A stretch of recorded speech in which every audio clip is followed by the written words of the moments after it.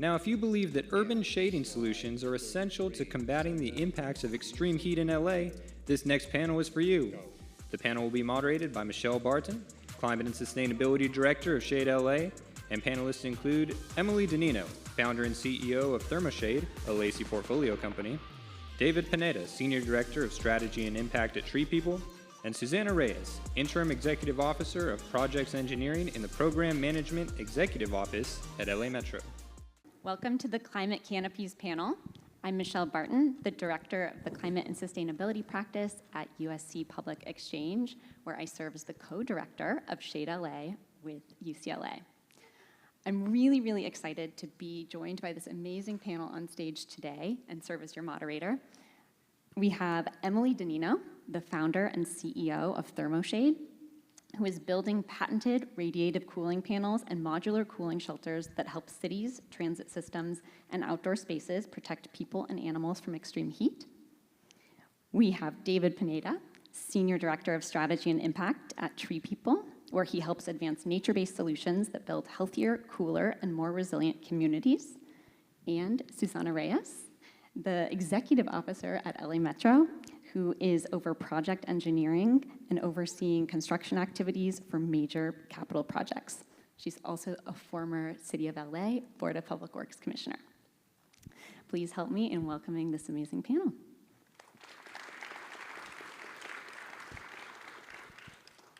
So as I mentioned up at the top, I'm the co-director of Shade LA, and so this panel on climate canopies is really one that is deeply important to me. Shade LA is a people-powered movement to cool LA one shaded space at a time. And we're really looking to leverage LA's mega events era that we find ourselves in right now with the World Cup, with the Super Bowl coming, and of course, LA 28 in the future, to think about how we can create built shade infrastructure and natural shade infrastructure in the parts of the city that need it most. And in former roles, I've been in leadership positions with the City of LA, at LA World Airports, with Mayor Karen Bass, and with LA Sanitation and Environment. And the common thread in all of this for me has always been green infrastructure, nature-based solutions, and the ways that we can make a more sustainable, resilient, and livable city for all. So I'm really excited to dive into some of this with my panelists today and hear about their ideas for combating extreme urban heat and building a more resilient LA. So the first question I want to ask everyone is about this idea that we're really looking to make 2028 a transit-first games. And here in LA, we know with the urban heat island effect, with the extreme heat that we're experiencing that will absolutely be part of the 2028 games in summer, that it's a challenge, I think, to convince people that they should leave the comfort of their convenient air-conditioned cars and ride transit. So I think we know that there's this shift that we need to be adapting to, and so I'm curious to ask each of my panelists what they're thinking about in terms of priorities to get people out of their cars, and what's one thing that they would like to uplift in adapting to this change. We can start with Emily. Yes, absolutely. So I do think that there's a responsibility if we're trying to create an environment where public transit is the default and an option that people are excited about. And it's basic human nature in terms of how we incentivize that is keeping people safe and comfortable. And so I do think a huge part of that is having the shade and infrastructure that's needed to protect people if they're making this choice that we want them to make. Yeah, and to add to that, and again, we're very appreciative to be able to participate today and participate with Lacey, because they're an organization that also understands, similar to Tree People, that green infrastructure is essential infrastructure, right? We've seen it this summer. We see it in the first mile, last mile public transportation. We've seen it at watch parties, right? When you're watching the game and then it pans to a view party and folks are all huddled around the shade, right? We understand the importance of shade and that it's essential infrastructure. It's no longer nice to have. We need to really be investing in shade, and green infrastructure is a great way to do that because of all the multiple benefits that are associated with it.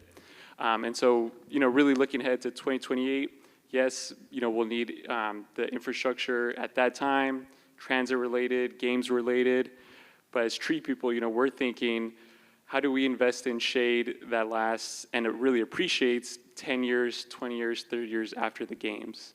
And so we're really looking to catalyze these green infrastructure investments as a way to create legacy well beyond 2028, but use that as a key milestone and key marker to get some of this work done. And so, we're thinking and advocating for across public agencies, transit agencies, other coalitions and collaboratives, is to really think about green infrastructure and how that gets incorporated into the other improvements we're making. Because we want to look back at 2028 and think about, wow, that was a moment where we did things comprehensively, where we thought about extreme heat, we thought about future water needs, and those were all incorporated. First, I have some good news. We just received that Metro has provided 26 million rides just this month of June. Woo! Impressive, right? We could not have done it without the transit riders and their belief and trust in Metro. And the work that regionally Metro has done to really prepare the transit system to be welcoming, comfortable, and safe. I just got back from our work on the heat mitigation for FIFA, and shade is one of the top issues that we worked with. In addition to hydration stations, misters, and cooling towels, we provided canopies and shade for the spectators and the transit riders.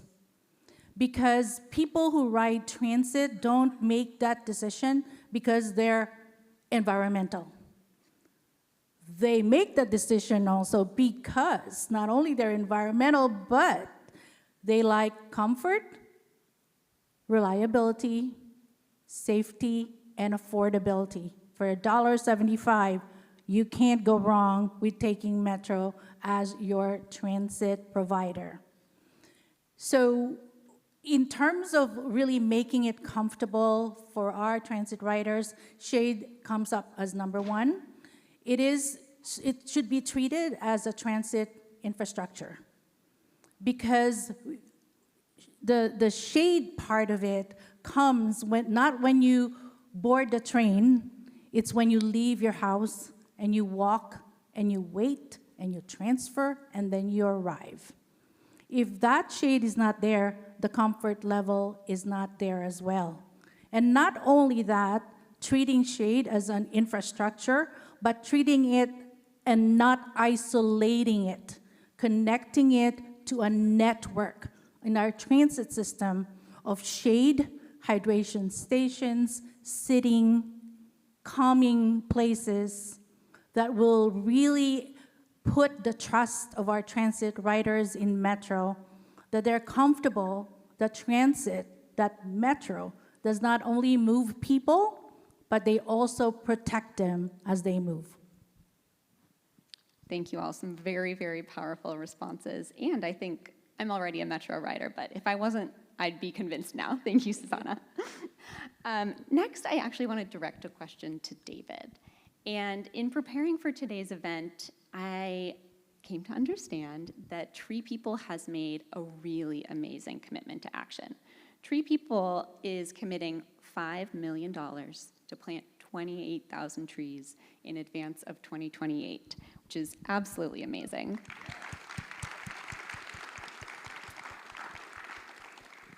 And so I want to ask you, David, to share a little bit more about this commitment, the impact you anticipate it will have, and how you plan to keep it on track. Absolutely. And I'll start by acknowledging LA and trees and the Olympics have been connected across the different Olympics through the years. So in the Olympics in the 30s, that's when a lot of palm trees were invested in. In the 80s, Tree People led a campaign to plant 1 million trees. And so in thinking of, what could be our legacy this time around, how can we leave things better and really use this moment as a way to catalyze this investment in green infrastructure, we came to this conclusion that, let's set a crazy goal, let's set a target to plant 28,000 trees by 2028. And for us, really this definitely is the goal.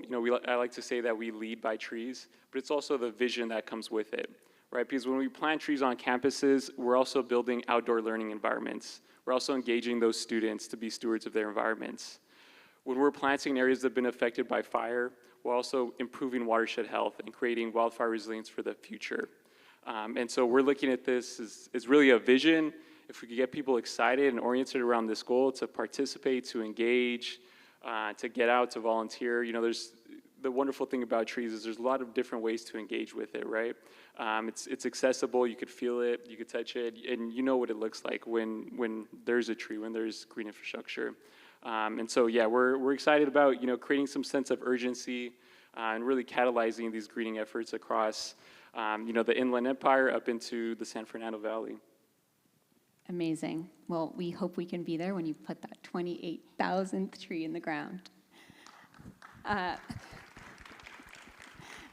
We also know, though, I think that those 28,000 trees are going to take a while to grow up and provide shade. And so in the interim, I think thinking about built shade is so, so valuable. And so that's what I want to ask Emily about next. Emily has been piloting a very cool project with LA Metro at a park and ride to bring a shading structure that is providing thermal relief and keeping people safe. And so, Emily, I'd like to ask more about this small pilot, what you're looking to accomplish, and then how this pilot can really be a roadmap to figure out how we can create a more resilient transit system. Yes, absolutely. So we are so excited about our pilot with Metro and being part of this suite of cooling solutions with trees that are going to make our city more safe and accessible. And we really are trying to answer this question of how can we protect people and keep them comfortable in increasing heat waves or in periods where there's increased rider demand because of these large events. And so what we're demonstrating at this pilot is our new product, which is called ThermoShade Oasis. And it's a 100 square foot redeployable shelter that is fully solar powered and contains our cooling panels, which are, our panels are these patented radiative cooling shade panels that contain an encapsulated phase change material and combine that with a highly reflective and emissive coating to stay cool all day and provide a cool surface overhead and really help people shed heat. And this is important because on a hot day, how you feel is not just determined by the ambient air temperature. It is also impacted by the temperature of all the surfaces around you. I know the last panel was talking about pavement technologies and things like that. Our heat and how we experience heat is impacted by all the surfaces around us. And so that's really what ThermoShade is able to manipulate with this cool surface overhead. And so what we're deploying with Metro is one of these Oasis units at the North Hollywood Park and Ride station. And with this unit, we will be able to collect both quantitative data on how it's impacting the temperature and environment for people, but we'll also be able to collect qualitative data around how people are interacting with the structure. We can have people fill out a survey about how they actually feel, because we really are trying to understand how people experience shade in these spaces, how they value it, and how it's impacting their overall interest and willingness to use transit, which is what we're trying to incentivize. And so there's a lot that we can accomplish with this small pilot, and we're excited about the role that modular and redeployable infrastructure can play in this suite of solutions, because similar with trees and with permanent infrastructure, you also have challenges around timelines for construction and deployment, and this is a way to be a little bit more responsive and flexible in meeting demand during high heat or high transit times. Thank you. Yes, I think that with built and natural shade, there's no perfect solution. Trees take a while to grow up, and then the built shade side is still, I think, nascent and being figured out. So challenges all around, but I think this amazing crew up here is looking to solve most of them. Next, Susana, we had our last World Cup game in LA last Friday. Congratulations for getting through all of that. But I know Metro and you have been so busy in making sure that people were safe in getting to the World Cup games here in LA, keeping them cool, keeping them shaded. So I'd love it if you could reflect a little bit on all that happened during the World Cup games here in LA, and to have you share a little bit about how you'll apply that for 2028, especially when it comes to cooling, shading, and hydration stations. We survived, right? So one big lesson that we learned is that people don't remember how they got to the game, but they remember how they felt getting there. So again, to the point of making that comfort, that dignity when they do their journey to and from the games, Metro deployed 300 buses that are of renewable clean energy and shuttled them to our LA stadium so that you take thousands of cars off the road. The second thing is that our hydration stations were highly successful, and observing people refilling their cups and asking questions like, is this free? Is the water free? And I'm like, yes, they're sponsored by LADWP, our Department of Public Works and Department of Public Health of the county. And they're very valuable. You could see how they enjoyed it. And that hydration station at that moment is not just an equipment, it's a place of relief. It's a place of gathering where people talk about the games. So one lesson that we've learned is that when we talk about resilience, it's not just what we build.